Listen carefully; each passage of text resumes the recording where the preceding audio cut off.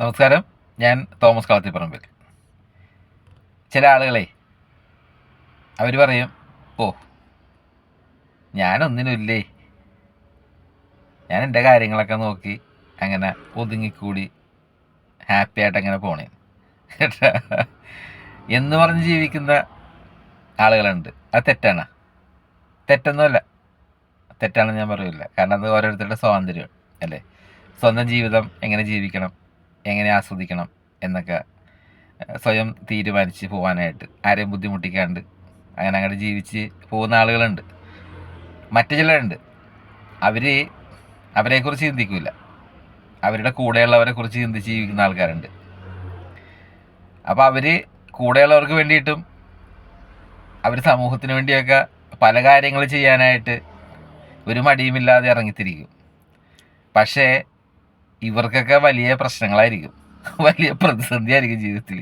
കാരണം ഇല്ലാത്ത പള്ളിക്കെട്ടുകളൊക്കെ തലയിൽ വന്ന് വീഴും. കാരണം ശരിക്കും പറഞ്ഞാൽ അവർ ചിന്തിക്കണത് വളരെ പോസിറ്റീവായിട്ടായിരിക്കും.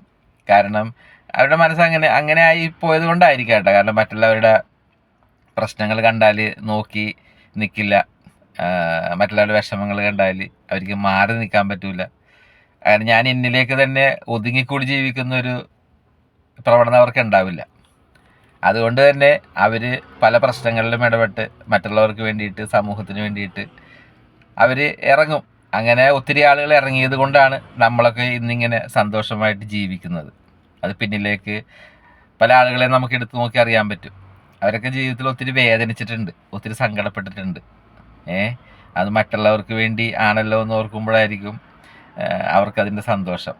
കാരണം അങ്ങനെ ഇറങ്ങിത്തിരിച്ചവരും അങ്ങനെ വേദനിച്ചവരും അവരൊക്കെ ഈ ഭൂമിയിൽ നിന്ന് യാത്ര പറഞ്ഞു പോയെന്നുണ്ടെങ്കിലും ഈ ലോകത്തിലെ മനുഷ്യരുടെ മനസ്സിൽ അവർക്ക് ഒരു സ്ഥാനമുണ്ട് അന്നും ഇന്നും അല്ലേ. അങ്ങനെ ഒത്തിരി ആളുകളുണ്ട് നമ്മുടെയൊക്കെ ചരിത്രത്തിൽ. അപ്പോൾ ഇതാണ് ജീവിതം എന്ന് പറഞ്ഞാൽ. സമൂഹത്തിന് വേണ്ടി ഇറങ്ങിത്തിരിക്കുന്നവർക്ക് അവർ ആ ഇറങ്ങിത്തിരിച്ച് ഓരോ കാര്യങ്ങൾ ചെയ്തുകൊണ്ടിരിക്കുമ്പോൾ അവർക്ക് വലിയ പ്രശ്നങ്ങളുണ്ടാവും, പ്രതിസന്ധികളുണ്ടാവും, പലരും അംഗീകരിക്കാതിരിക്കാത്ത അവസ്ഥകളൊക്കെ ഉണ്ടാവും അല്ലേ. അവർ കുറേ അനുഭവിക്കേണ്ടി വരും. പക്ഷേ അവരുടെയൊക്കെ ഉയർപ്പെന്ന് പറഞ്ഞിട്ടുണ്ടെങ്കിൽ അവർ ഭൂമിയിൽ നിന്ന് യാത്ര പറഞ്ഞതിന് ശേഷമായിരിക്കും. അപ്പോഴായിരിക്കും പലരും അവരെക്കുറിച്ച് ചിന്തിക്കുന്നത്, അവർ ചെയ്തു വെച്ച കാര്യങ്ങളെക്കുറിച്ച് ചിന്തിക്കുന്നത്. അപ്പോൾ അവർ ആ വ്യക്തിയെക്കുറിച്ചായിരിക്കില്ല പിന്നെ ചിന്ത, ആ വ്യക്തി ചെയ്ത കാര്യങ്ങളെക്കുറിച്ചായിരിക്കും ചിന്തിച്ച് മനുഷ്യൻ പിന്നെ ആ വ്യക്തിയെ വിലയിരുത്തുന്നത്.